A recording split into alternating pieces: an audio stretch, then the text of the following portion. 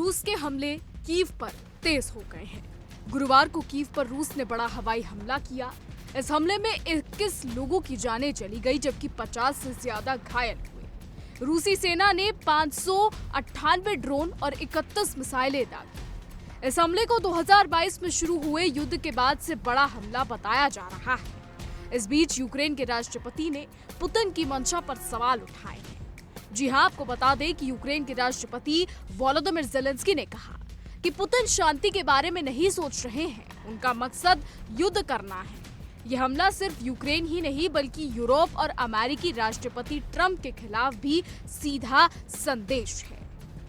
Zelensky ने यह भी कहा कि वॉशिंगटन में हमने सुना कि पुतिन युद्ध समाप्त करने के लिए तैयार है, नेताओं के स्तर पर बैठक करके महत्वपूर्ण मुद्दों को सुलझाने के लिए, लेकिन इसके बजाय वे शांति की दिशा में किसी भी वास्तविक कदम के बजाय बैलिस्टिक को चुनते हैं। बता दें कि यूक्रेन पर रूसी हमले जारी हैं। आए दिन रूसी रॉकेट शहर को हिट कर रहे हैं। ऐसे में अमेरिका और यूरोप के लिए चिंता की बात है। डोनाल्ड ट्रंप दोनों देशों के बीच शांति समझौते का प्रयास कर रहे हैं, लेकिन रूस की तरफ से कोई पहल फिलहाल नहीं दिख रही है। बता दें कि ट्रंप और रूस के राष्ट्रपति व्लादिमीर पुतिन कुछ दिन पहले अलास्का में मिले थे। इस बैठक में रूस यूक्रेन युद्ध को लेकर चर्चा हुई थी। लगा था कि कोई बीच का रास्ता निकलेगा, लेकिन ट्रंप ने कहा था पुतिन और ज़ेलेंस्की के बीच शांति बैठक जल्द होने वाली है, लेकिन अभी तक ना कोई ऐसी बैठक हुई है और ना ही कोई ठोस सूचना। ट्रंप ने धमकी दी थी कि यदि व्लादिमीर पुतिन यूक्रेन के खिलाफ युद्ध रोकने के लिए सहमत नहीं हुए तो रूस के खिलाफ गंभीर परिणाम भुगतने होंगे। अब आपको हम ये भी बता दें कि जब ट्रंप और पुतिन की अलास्का में मुलाकात हुई थी तो ये कयास लगाए गए कि शायद इसके बाद युद्ध पर कोई नतीजा निकलेगा। हालांकि ऐसा कुछ नहीं हुआ। अब इसके बाद ट्रंप और ज़ेलेंस्की की मुलाकात हुई जो वॉशिंगटन में हुई, जिसमें तमाम यूरोप के नेता मौजूद रहे, जैसे जॉर्जिया मेलोनी, इमैनुअल मैक्रोन और कीर स्टारमर। अब जब ये बैठक हुई तो इसके बाद कयास लगाए गए कि शायद यूरोप के नेता की मौजूदगी और ज़ेलेंस्की की ट्रंप के साथ सीधी मुलाकात के बाद रूस और यूक्रेन के युद्ध पर कुछ परिणाम निकलेगा।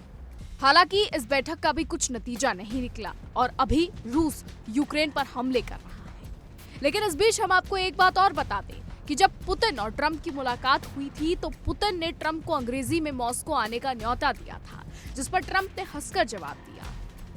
तो अब ऐसे कयास लगाए जा रहे हैं कि शायद ट्रंप मॉस्को जा सकते हैं। हालांकि इसकी कोई ऑफिशियल जानकारी अभी तक नहीं आई है, इस चीज की अभी तक कोई पुष्टि नहीं हुई है। लेकिन अगर ट्रंप, पुतिन और ज़ेलेंस्की की एक साथ मुलाकात होती है या ट्रंप मॉस्को जाते हैं और ज़ेलेंस्की और पुतिन को एक ही टेबल पर चर्चा के लिए लेकर आते हैं तो शायद रूस और यूक्रेन का जो ये युद्ध चल रहा है इस पर कोई नतीजा निकल सके, शायद ये युद्ध रुक सके।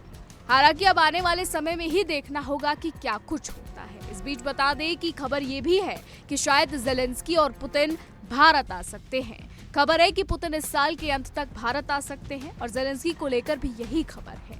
हालांकि हम आपको बता दें कि इसकी भी कोई ऑफिशियल पुष्टि नहीं की गई है, कोई ऐसी ठोस पुष्टि नहीं है, कोई ऐसी ठोस जानकारी नहीं है। रिपोर्ट्स ऐसा कहती हैं। फिलहाल अब आगे देखना होगा कि क्या कुछ होता है। हमारी आज की रिपोर्ट में बस इतना ही। देश और दुनिया की तमाम बड़ी खबरें जानने के लिए देखते रहिए इंडिया डेली।